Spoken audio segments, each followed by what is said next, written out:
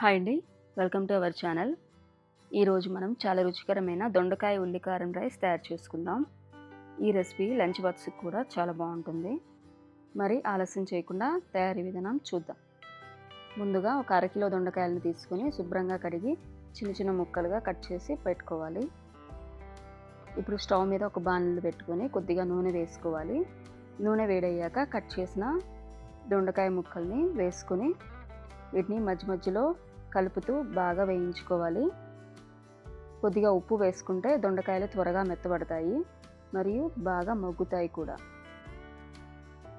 దొండకాయలు దూరగా వేగే వరకు వేయించుకొని పక్కన పెట్టుకోవాలి. ఇప్పుడు ఉల్లికారం మసాలా తయారు చేసుకుందాం.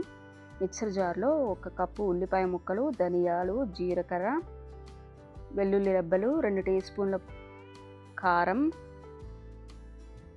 కొద్దిగా చింతపండుని వేసుకోవాలి. వీటిని నీళ్ళు ఎక్కువగా పోయకుండా మెత్తటి పేస్ట్ లాగా గ్రైండ్ చేసుకోవాలి.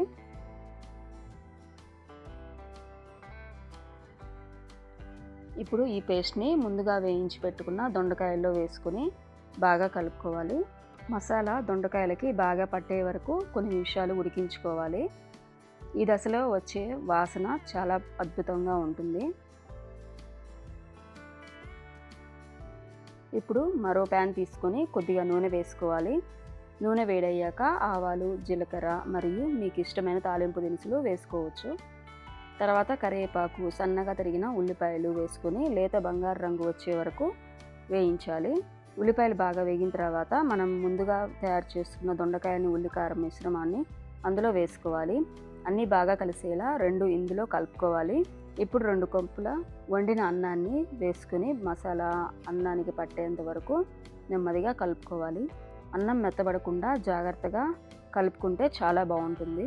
చివరగా కొత్తిమీర తరుగు వేసి కలిపితే ఎంతో రుచికరమైన దొండకాయ ఉల్లి కారం రైస్ రెడీ అయింది. ఈ రైస్ లంచ్ బాక్స్కి, ట్రావెల్స్కి కూడా ఇంట్లో ప్రత్యేకంగా చేసుకునేందుకు కూడా చాలా బాగుంటుంది. ఈ వీడియో కనుక మీకు నచ్చినట్లయితే లైక్, షేర్ చేసి సబ్స్క్రైబ్ చేయండి. మా ఛానల్ని సపోర్ట్ చేయండి. Thank you for watching.